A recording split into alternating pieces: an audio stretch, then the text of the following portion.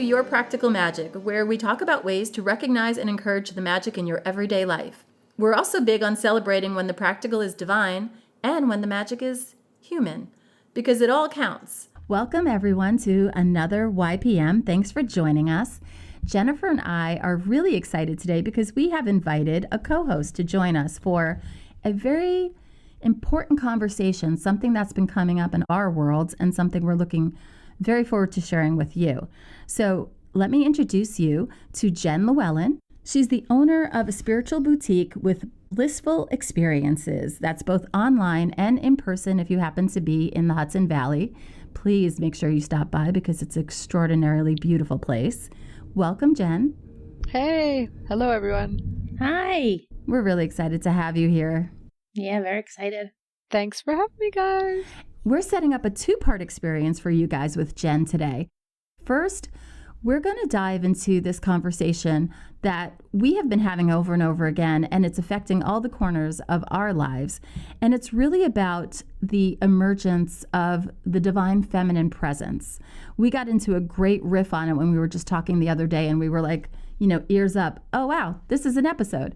So it's that kind of conversation that we're trying to bring to you and, just join our virtual coffee table and enjoy. I am just so excited to sit here and hold space with you guys. I mean, we've got the trifecta of divine feminine here right now. So we hope that the gems, pun intended, we could talk about today can be helpful from a small perspective to a bigger perspective. But I do think both you guys are really on to helping us manage a bigger concept of the energy in the world today. And we need some other tools to get it together. Absolutely. For our regular listeners, you'll know that we always kick off an episode with the segment that we call past tense. And the whole idea there is that we really talk about the different events in our lives that come up and challenge our center and challenge our sense of peace and well-being. And well, 2020, huh? Oh, exactly. One constant challenge, right?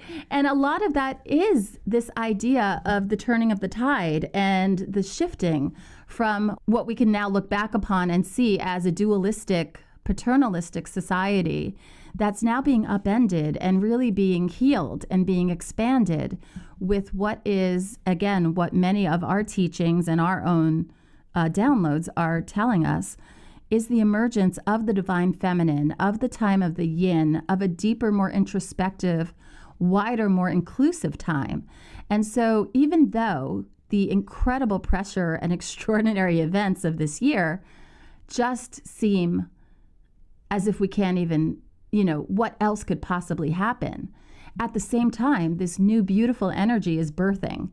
And we're really being invited to respond in new ways, in ways that aren't as adversarial and what I like to say, either oring. They're a lot more about yes ending, and that's A-N-D. Mm-hmm. I love that you're saying that, Noreen, because I know that you and I, in many of our conversations, off air, have been around that yes and, or it doesn't have to be an either or.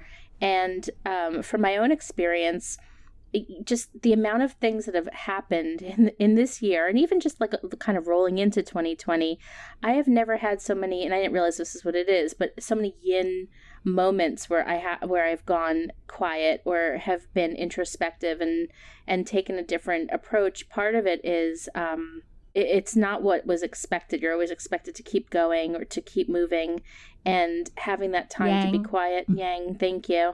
And that's always been my knee-jerk reaction to any problem that's come up or anything that's upsetting me or anything that needs to be solved in any way.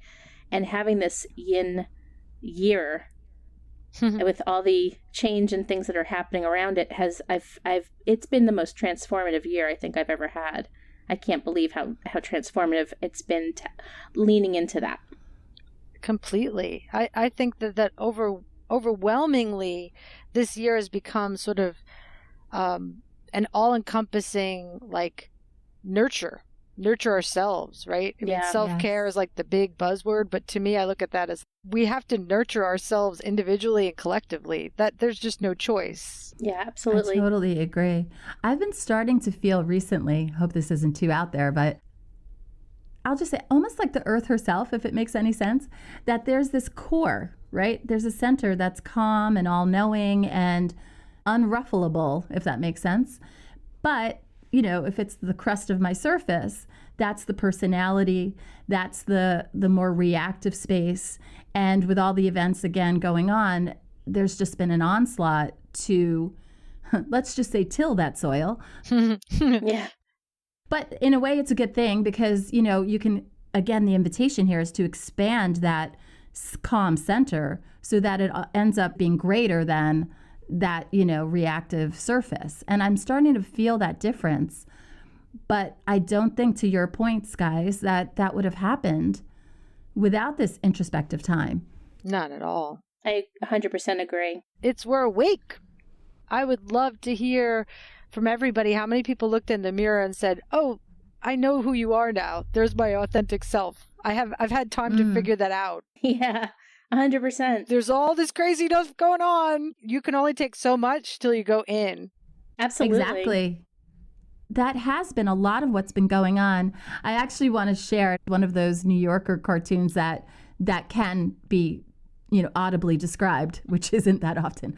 But there were two gerbils running on a wheel, but one had stopped and was standing next to his wheel. And he looked at the other one and said, I had an epiphany. It's very good. I love that. It has been about that standstill and following that need to calm down, to go inside, to be more introspective. I really actually want to dig into that a little bit, and whether it's about this time for us or earlier times in our lives, about even recognizing that, how you did, who and what may have helped you do so. Because we have to be honest, we have been on this path a little bit longer and might have been already primed, to understand what was going on. And we're really hoping to share the conversations and the signals and again, I'll call it an invitation to do what might be new to you. This whole idea of running, has been the model of our society. And, little by little, we're all having epiphanies. But it still leaves a void in the beginning. It still creates anxiety. People don't always know the way into their innermost calm being. Well, I liked earlier before you said something about Mother Earth and just talking about how she just always knows like what to do. It's just like a natural thing. I remember hearing some advice a long time ago that, when and it might have been from Eckhart Tolle, I really don't remember where it came from, but it was basically like as part of being present, if you're panicking, to watch nature, to look at what nature's doing. And some of it is just, the trees just know when it's time to turn red and the leaves fall, and the trees know when they're supposed to come back. A spider has its web and it's supposed to catch food, and then you walk through the spider's web and ruin it. And the spider doesn't spend a month venting and flipping out on people and, passive, aggressively driving and taking it out everywhere. Filing a lawsuit. Exactly. Right. But then the spider, just builds its web again. Like it is, it fell apart and now it has to be done again. So as part of my yin exercises in being quiet and being introspective, I really have turned to, and you won't be surprised because you know how much I love nature and I'm so tied to the earth, but that has been a real big thing for me, to just look at what's happening outside, to bring myself to that yin place of just being quiet as part of divine feminine, I guess. Yeah. Taking a cue from the earth of what's happening, because everything does happen as it's supposed to. When I feel like things are not okay, things are going the wrong way, I look outside and I see that things are going as they're supposed to. Exactly. Yeah, that's a hard one for a lot of people. Yeah. It's hard for me too. Acceptance is a hard thing. And if we could learn to live our lives with a little bit more spontaneity and whatever's coming our way, we could get a little bit more lighthearted, be more in our own feminine power, our own authenticity. I would say that for me, it's like it's a little cliche when people ask you, what would you tell your younger self? That whole saying people say. Yes, we'll remove that from your questions. Full disclosure, I'm going to own this. I turned 50, it's like, So, but during COVID, during meditation retreats, during whatever it may be that I'm doing, I'm teaching a lot. I would like to say that, like, I've met the younger self. Like, she's right there next to me. That's true. That's amazing. Like, these risks that we take to build ourselves up as women, as mothers, as teachers, as influencers, as just participants of people walking on this earth. We just have to meet ourselves at the door all the time, every day, and say, "Come on in." There's a Rumi poem about that somewhere, the guest house or something. Oh yeah, the guest house, exactly. That's so funny. Yeah, this morning I actually saw some kind of quote, maybe it was like Thrive Global or somebody, about how yourself from 5 years ago wants to thank yourself today for the changes and movement you made. And when I think about myself 5 years ago, I'm like, wow, I totally, can see that. And the other thing that's interesting, I think you mentioned something made me think of this. I don't know if you guys are experiencing this too, but I just feel more protective of my energy and my time and my space right now, which I believe is probably tied also to the yin. I just actually left Facebook this week. Wow, that's huge for you. That's amazing. I was toying with it and I did it. The only account I have left, Jen, I saw you requested to be my friend, is an account I just use for marketing purposes to make sure specs work. I thought you dropped one and started another. Okay. No, I think I'm done. But it was all about protecting my space. It's just, I want to be surrounded by these friendships and these sisterhoods with people that are nourishing, because as another quote I saw today, I think was Oprah magazine, maybe on Instagram, since I'm still there. You were able to catch up on stuff. I know. I do it while I walk to the kitchen, to the microwave. Was you can't climb to the top of the mountain if your friends aren't giving you that oxygen. Wow. And I just thought that was like a really nice quote. You need people who are filling you with that air that you need and not taking from you. Seek those who fan your flames, right? Yes. That's another one. Yeah. I think where you're headed is that it's another critical aspect of this, dawning age, is that it is the age of unity. Mm-hmm. And it's the age of interconnected awareness. And that is part of the divine feminine. So just what you said is really you need to be around your vibratory equals and above, so that you're being shown from a, again, vibratory level how to do it, how to move, how to elevate. Absolutely. And finding those mentors can be tricky, especially I think because women do a million things at once. It's not like we, until now, are allowing ourselves to have like the slow, long period of time where you can actually devote to really building an important friendship or work relationship or whatever it is that you're building. Even find someone who takes that time with you and gives you that nourishment, either as someone who's been there before you or someone who's on the journey with you at the same time. It's really hard to find, at least in my world it is. I mean, 1,000%. I would say that's a relic of the previous times. Yeah. Because again, by going inside, by following those rhythms and those cues that you're getting that feel spontaneous but are being held by a greater cycle. Yeah. Or communities. That's why we're all here, because we need to support that and be available to create a safe place. That's what I see all the time in the store. I told you guys, people walk in and how did this all come about? And I'm like, I look at them and again, I'm looking in the mirror, another person, you're just like me 20 years ago, or you're just like me 20 years from now. We're all manifesting different things at different times. And it's this like wonderful current, we should ride it as best we can. I love that. It gets me super excited. It really does. And I also love what you just said, Jen, in terms of as best we can, because that's the other part of this. Exactly. And, that's the part I guess I'm trying to acknowledge for our listeners too, is that it's not always, daisies and bluebirds. No. And sometimes, we have training wheels and we're learning how to listen to that inner being of who we are. Yeah. And we're learning, by trial and error. So it's all good, because even that, I know it's interesting to say things like this and not sound Pollyanna, but I really do believe, that even the things that don't go right have happened so that things will go right. Oh, absolutely. Every time. Oh, yeah. Every time. I sometimes suggest to people that I work with that we are in a position that we could rescript almost anything. And that the blocks that come our way are not really blocks. You know, you could kind of move them aside, or if it was me, I'd paint them with like glitter and crystals and stuff. You know, everybody has whatever you want to do creatively. Turn them into a seat. Right. Or simplistically. Like these, we're meant to just kind of, again, channel or ride the current and know who we are, know what we want, know what's safe for us, what cares for us, what's nourishing. That means people, that means things, that means, you know, Facebook. Getting rid of Facebook. It's all of the above. It's all of the above. And that helps us be ourselves. You were starting to say, both of you guys were saying this before, and I was thinking, what ends up happening, and this is so true of all of the identity groups, basically, that are feeling that it's their time to no longer be subjugated in any way. And it is that sense of confidence. There's like a breaking free that what you have to offer is valuable, as valuable as what the existing power structures have led you to believe are not.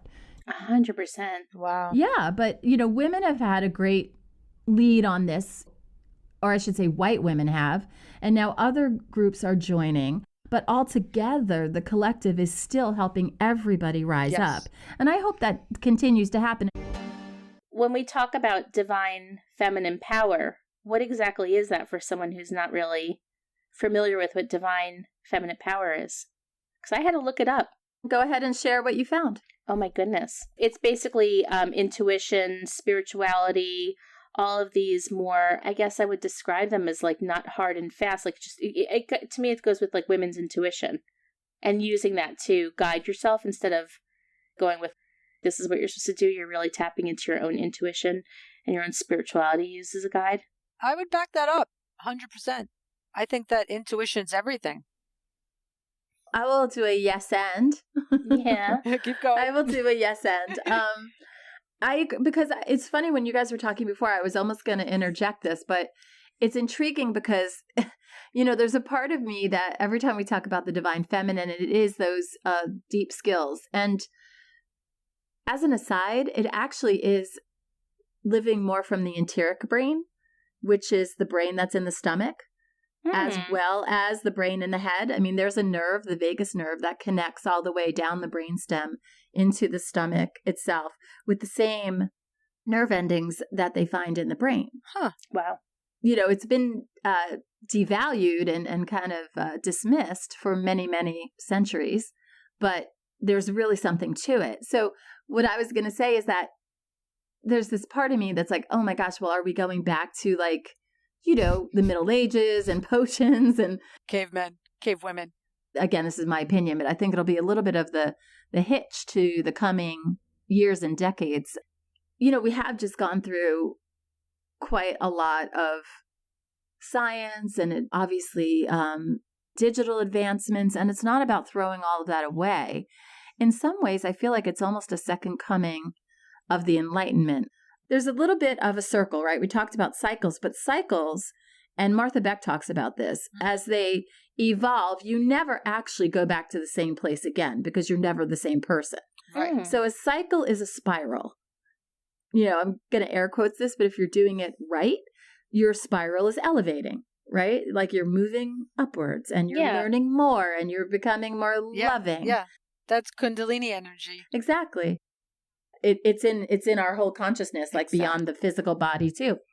So the whole idea now is not only the emerging of the divine feminine, but the replacement of the toxic masculine. Yes. So I'm all into the divine masculine too, because that becomes the yes and. That's the yin and the yang coming together, right? So there's intuition that creates manifestation.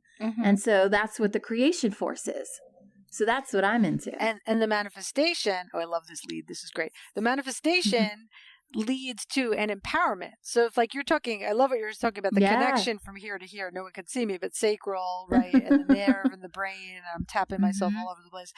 That line of energy, it's a root of empowerment. It's a fire within us that if it's channeled upward correctly, gets to the divine. right? Right out Yes. the crown chakra. I want to emphasize, or not emphasize, but align with you with the divine man coming through too. Thank goodness we're seeing more of that. We need that yin yang. I actually just yesterday I was taking a hike with a friend, and he said that he was in this group with a bunch of men, and he started talking about, and he's not done much New Age, but it was wonderful to hear that.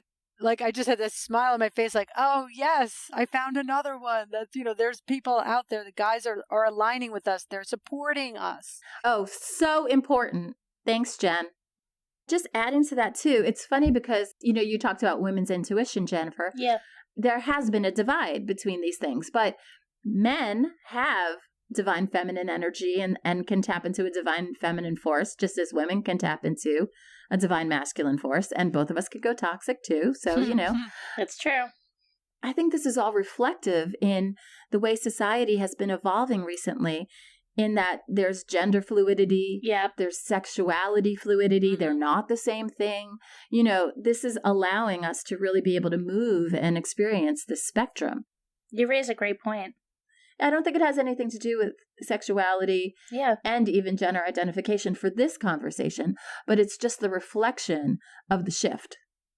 Absolutely. I mean, it's really about balance. I mean, you're 100% right, bringing in the divine masculinity and just, helping, because everyone is a whole. Yeah. And you may, lean more in one direction or another, but acknowledging that, celebrating that on both sides, whether you identify as male, female, or other, and having the recognition of all those parts that live within you versus it just being what it seems to have been in, recently, this full force, like toxic masculinity, or, certain things are just so extreme, it's going back there because it's needed. It's like a life-saving thing right now that has to happen. I don't know if it's life-saving, but it probably is. It could be. The awareness is important. I see sometimes a very important link between the younger generation, and I hope it is in the divine feminine spirit, that a lot of the millennials and younger folks are like creation. We're living in this digital age. It's very easy to do things very quickly. However, creativity is rooted in our imagination, our intuition, how we create, what our relationships are, I'll never forget one of my first yoga teachers. It was like a little quiz. What does yoga mean? And we're all like deer in the headlights, like, oh my God, the one thing we should all know. And everyone didn't know. And, yoga means to yoke, to put two things together. I'm not sure I knew that either. I didn't know that. Yeah, I know. I actually try to say that at least once a month, not only to remind myself, but that it's just such a simple concept of a relationship. It's put two things together. It's a relationship. The feminine aspect is one part of the creation, but it's very important because we're the creators. I'm not going to get too crazy about it, but we do give birth. Right. But everybody gives birth to something. Mm-hmm. That's true. And I think the only reason that it's getting any kind of limelight now is that it is re-emerging after being held down for a long time. Yes. I do think one of the tricky things, and it goes back to what you were saying, Jennifer, about community and support, is that this is a new way of living. I mean, it means that you're more in the driver's seat, ironically, right? Mm-hmm. Because the other way almost seems like it's more like brash and in charge. But this means that you really are the captain of your destiny. And so you own your choices, you own your actions. Literally, there's nowhere to hide, but from a perspective, there's less places to allow others to take your power. Mm-hmm. Mm-hmm. Especially during this time. I have to say, it's just like, you can't cheat. That's what I mean. And honestly, like, if you guys see me, I have a huge smile on my face. It's like, everybody's awake now. It's like we all just went on like an 8-month silent retreat. Yeah. There's a lack and there's an abundance, and it's a push and pull every day, on top of just being safe. What can we do to manifest the divine feminine? And what's our part? And who do we impact? Male, female, spirit, animal, what have you. The ripple effect. I see it every day. Like, I do not make any regrets about anything I've done to get here in 50 years, that is a conglomerate of many things I've done in my life. Again, I'm happy to meet my younger self. She's an artist. She's a yoga teacher. She, sells crystals and does all these other wonderful things. I'm a mother, but I'm a mother of many things, including my cute little cat. Well, I think that's like a great transition because we never, do a whole big dump and share on past tense without moving quickly onto the dose, which is something that we can all do now to support this change and to really help ourselves in the most elegant way through this time, through the past tense, into the life of grace, joy, and ease that we are all going for as often and as consistently as possible. So Jen is actually going to share a beautiful dose with us today, something that she sees happening in her shop all the time, whether it's in the shop or even among the services that they offer. So I'm going to tee it up just a little bit with a gorgeous phrase that she shared with us called little shrines everywhere. So that's our dose, little shrines everywhere. Exactly. What I mean by that is when people think of the concept of shrine, many people may think it in a religious concept or, retreat. Sometimes it's on the top of a mountain, way in the Himalayas, what have you. But shrines are around us all the time. I believe we could be the creators of those things that give us reminders to be present. There's many people I know who come in all the time, and all of my friends, have maybe a big shrine in their house with their rituals and their statues and their crystals and their Buddhas or what have you. And that's, the general conception you see, on Energy Muse or Goop or someplace on there. People have the big ones and the trendy ones. But, you could start simply. If something affects you, I'll give the example of a crystal because we'll get into those another time. We're talking about intuition and balance and harmony. Like just an amethyst crystal in itself has great energy. But if you had just one crystal and maybe you kept it in your pocket or you put it on the windowsill by your kitchen where you wash the dishes or someplace, that's just one reminder to be balanced and to try to attract and emit harmony amongst, within yourself and within the relationships in your life. And then maybe that grows into something else. Jennifer, you was talking about nature and earth earlier when we were talking about, you might take a walk this time of year and collect leaves and bring them and make a beautiful spray in your house. Yeah. That's a shrine. Baby acorns. Acorns, yes, yeah. Or maybe I take the pine cones and then I paint them copper during Christmas time or something. Every day is a time to celebrate. And let's remind ourselves of that celebration of life and health and connection to everybody. So that's what I mean by a little shrine everywhere. You don't have to buy these things. Yes, you could come visit me. Well, I'll hook you up. I love making shrines. Okay. But my entire house is filled with shrines and anybody could just make something that makes you happy. Children's drawings, all right, on the wall. Is that not a shrine? Yeah, absolutely. So these are good examples of my takeaway. I did not open a shop for a commercial reason, and everyone knows that. I believe in these things. I practice many things, from a deep intuition and healing to a yoga practice, meditation, creativity, connecting with nature. These are part of my life in a big way. And many of us, if we're experimenting with them, we just need a reminder. We should bring that into our lives. And that's what we honor with our shrines. Absolutely. And, as you already said, it could be anything, like you said, a natural material or something that just happens to be sentimental or, either literally or figuratively a touchstone, yes, that brings you back or just kind of snaps you into whatever the meaning is that you've imbued to it. Yeah, I love that. It's funny. I was thinking about when you were speaking really, really early, when I was still dealing with a lot of pain and trauma in my life, when I was probably in my early 20s, I started going to traditional therapy. Mm-hmm. And one of the things that they had us do, I think it was a group situation, I can't really remember, but you wrote your affirmation on a postcard and then cut it up into little puzzle pieces and taped it all over the house. And I still lived at home then, so my brothers were like, what is this? But it was so important for that to not be meaningful to anybody but me, even though I was cohabitating with people. And it was like on my, I'm dating myself, but it was like on my boombox where you'd hit play. That boombox is worth something right now. Probably. Your CD Walkman. It was a fancy ass Sony one, all kind of cool colors. Yeah, setting an intention. That's on the shrine too. I mean, I'm not even telling you half of that. We do a lot of ritual workshops. I do a lot of those with crystals, and even just simple intuitive journaling, setting an intention and using a crystal with that can be very powerful. And I love the options that you're talking about. It's funny because Jen and Jennifer both know that I have puppy on the mind as I just adopted one.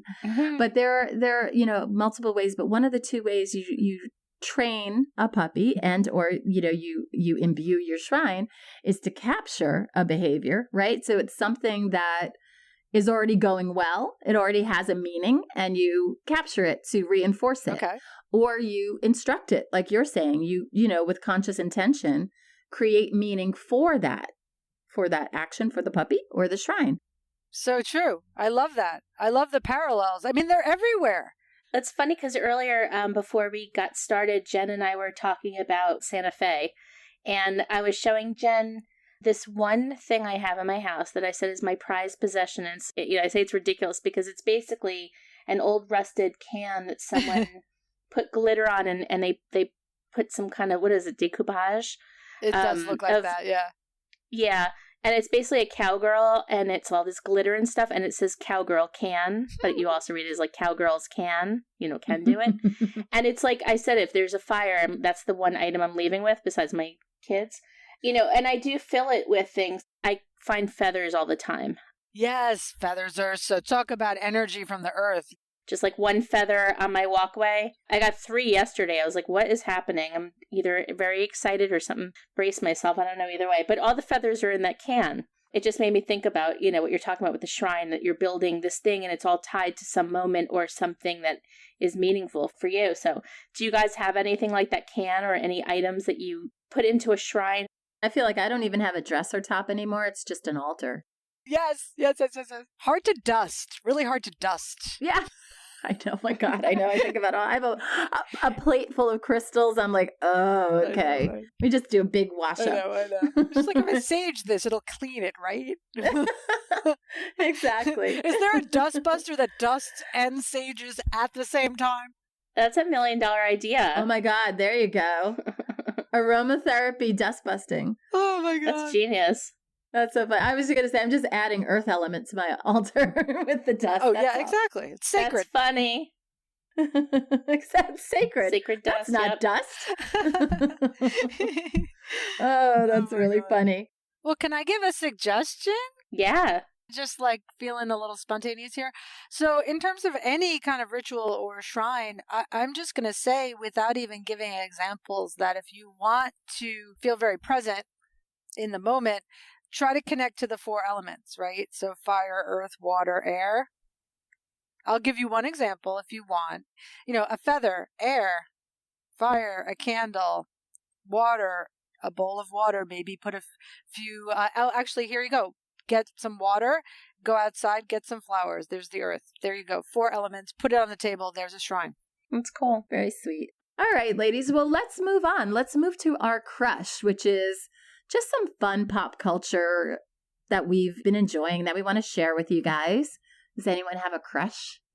I actually do have a crush. So Pen 15 on Hulu is back for its 2nd season. If you're not familiar with that show, it's a comedy that takes place in the 2000s. These 2 comedians play themselves when they were 12, and then the rest of the cast are about their age in real life. So it's them with like a bunch of kids, and they really nailed the middle school experience. And while it's a comedy, so much of it is so painful because you're like, oh, you just remember these moments in just such depth. But in an episode I watched last night, the 2 girls turned to magic with a K, not magic with a C, as we like to talk about for practical magic. But they turned to magic with a K, and they were doing all kinds of spells and rituals and things to try to get these boys to like them.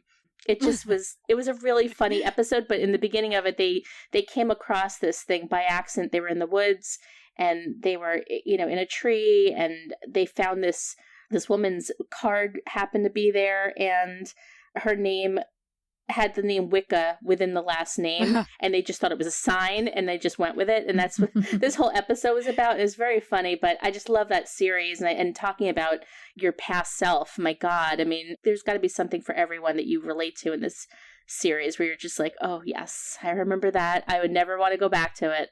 But it's very funny. So that's my crush, is Pen 15, back for a second season. I have to check that. That's funny. I had something else, but based on what Jen shared, I'm switching what I was going to share to the Fast Times at Ridgemont High table read. Have you guys heard about this? No. Oh, I missed it. Yeah, it happened already, but it's posted. Okay. So it's on YouTube. It's hilarious if you guys are, have fond memories of a classic I film. gotta look that up. This was an incredible all-star read. It's for Sean Penn's charity CORE, which has been doing amazing work in filling in the gaps in COVID response. Oh, wow. Oh, wow. And I think other agencies are also sharing in the benefits of the fundraiser. But it was Brad Pitt, Jennifer Aniston, Morgan Freeman, Matthew McConaughey, Shia LaBeouf, Julia Roberts. I'm not even getting everybody, and I'm going to stop there so that I equally forget the other people. And it's only an hour. It'll make us happy as podcasters, but they had technical difficulties and they lost half of it. Yeah, but oh my goodness. But they basically focused on some of the most classic scenes. Oh, Ray Liotta was Mr. Hand, by the way. God. Oh my God. It was great. funny. My other one was going to be Unorthodox, if anyone hasn't seen it yet, on Netflix. I've watched a bit of it. I like that. Well, I really thought about that in terms of the conversation of the divine feminine and coming into your own power and finding that courage to live the life that you're here to live, no matter what anyone would like to impose on you.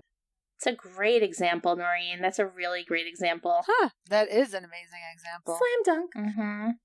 It's funny because my crush, I guess I didn't realize is more from a business perspective. It's good. That's okay. We're like spiritual entrepreneurs, and I kind of assist spiritual entrepreneurs on these paths, right? Because often we have many focuses, right? It's hard to be artists and then get it together to put out to the world sometimes, The right brain, left brain, the yin yang balance. Yeah. Exactly. Not everybody has it. It took me a long time to wake up one day and be like, oh, of course you're going to get a business degree, Jen, instead of an MFA. Mm-hmm. So anyway, that led me, all of a sudden I'm obsessed. My crush is this show on Netflix called Call My Agent. And it's a French show, so it's all subtitled, which I'm usually not a big fan of subtitles. Although I love all kind of European culture and I love Paris. I'm a total Francophile. So it's about this kind of talent agency for wonderful actors and actresses. I mean, award-winning people in Paris, and all the ins and outs, and agencies fighting with this agency, and and then all the interns are trying to work their way up to the top. So again, that's that thing I was talking about, the younger generation coming up and the older generation. There's even the older agent who sits there. You guys could watch me fake smoking a cigarette with her little dog. Fifi. I just love it. It sounds great. It's funny. That's very cool. Yeah, I'm debating whether I would like to watch that or if it's going to bring up PTSD from our days in TV. I know. Yeah. It's so true. This feels very frivolous for some reason. It sounds funny, actually. It sounds Yes, it does. Also because I have to read the subtitles. So I'm a multitasker. Usually I'm beating or painting while I'm watching it. I can't. I have to sit there and read it, Oh, that's such a cool idea. So it's like entertainment as mindfulness. Yes. Too. Yeah. Thank you. Yes, Thank I you like for that. telling me that my crush and my Netflix binge is mindfulness. Exactly. I've given you a note. You have a note. But it is true. How often are we now challenged to do one thing at a time with our full focus? Yeah. And you're traveling this year that we can't travel that far. You're able to visit France. And I love that about a show. Let's move on to wrapping up our episode with human kindness. Mm-hmm. Do either of you ladies have something you'd like to share? Somebody who, and let me remind our listeners, human kindness is capturing and sharing a random act of kindness that we've experienced. Just, the kind that renews your faith in humanity. It could be the smallest of gestures, but you just feel seen and it's a beautiful feeling that you shared with somebody. I have one from yesterday. I went to the bank with my son in the drive-thru, and we couldn't get out of the parking lot because it's near a traffic light. No one would let us out. And then this woman with her son saw us, backed up her car so we can get out of the parking lot. See, that's great. I thought that was very sweet. And I thanked her like 3 times. I kept going, thank you, thank you. But it really was nice that she let us go. It's really why we have this segment, is to, you know, it's like our little shrine to human kindness, to bring it back to what we were saying earlier. Yes. It's that remembrance, that touchstone, that these small things have such a huge ripple effect, make such a big difference in your life for having done so, and in your life for having received it. So be humanly kind. Yeah. I don't always quantify things in dollars and cents a lot. You know, I want people to like learn that we have abundance in many ways, but I had the opposite thing happen to me as my little act of kindness, is that I wanted to give myself a COVID gift for making it through this, because it's been very challenging as a small business to stay together. And I wanted an electric bike. So I was all like, I'm going to manifest an electric bike. And I've manifested a lot of interesting things. And I'm like, yeah, but how are you going to manifest, Jennifer, a $3,000 electric bike? How's that going to happen? Right now, I will say that I obviously had to pay for it. It didn't come out of thin air. However, I did meet so many people along the way getting this bike. Somebody found a floor model for me, like in a different county. Somebody found a dealer that had the right hitch for my car. I got a bike rack that was out of stock everywhere in the world, and they upgraded my bike rack. So it's like the universe wanted me to have an electric bike. And I love them all. Like, everyone was so nice, and they were all out of like my wheelhouse. Like, I'm always used to just like talking to, like you said, mindfulness people. And I'm like, me and the guy in the back of the car shop are talking about how to get the hitch on my car. It was fun. That's awesome. That is really, really cool. You had everyone working with you. Yeah. That's so sweet. Unity. Yeah. Unity. I was going to share a human kindness, but it counts, but I literally don't even know who I'm grateful to. So I'll be grateful to everyone involved in helping me adopt this little darling Darby, this new little sweet dog that's joined my family. Aww. But I very specifically, whoever was fostering her before I was able to adopt her, I'm just so grateful that she has known love, she has known guidance, and it's really obvious, and I'm just, bottomlessly grateful, because she is just precious. Oh my God. So that's so sweet. Yes, thank you. Thank you to all foster people. Animals are wonderful. Really help dogs know love. And it's an incredible skill to foster at all. A reason, season, lifetime, right? There's a prescribed period of time that this animal will be with you. You're helping it, get on the right track in life. Yeah. And then you hand it off. I feel like that'd be so difficult. I'd foster fail all the time. I've offered to foster a cat twice, and they both ended up here anyway. Can't wait to meet her. Congratulations. I'm excited. Yay. All right. In future episodes, and certainly on our Instagram, we're going to get Darby up there. Absolutely. Making sure it's her name first, but I think it is. It's just that I keep saying Darcy instead of Darby, but I think it's just new. It is. Well, Jen, I want to thank you for being our co-host today. This was a really cool conversation. I so appreciate it. Thank you so much. It was so much fun. Thank you for letting me co-host. Yeah, we're so happy you're here. Thank you. Absolutely. Listeners, thank you for sharing your time with us. And keep playing, because you're going to hear another very cool conversation between the three of us, all on the topic of crystals. Yay. See you soon. That's this episode of Your Practical Magic. Thanks for being here with us. Please remember to like and share on Apple Podcasts, Google Play, Spotify, wherever you get your podcasts. And go to @YourPracticalMagic on Instagram or Facebook for visuals on all of our doses and more. Please like and share there too.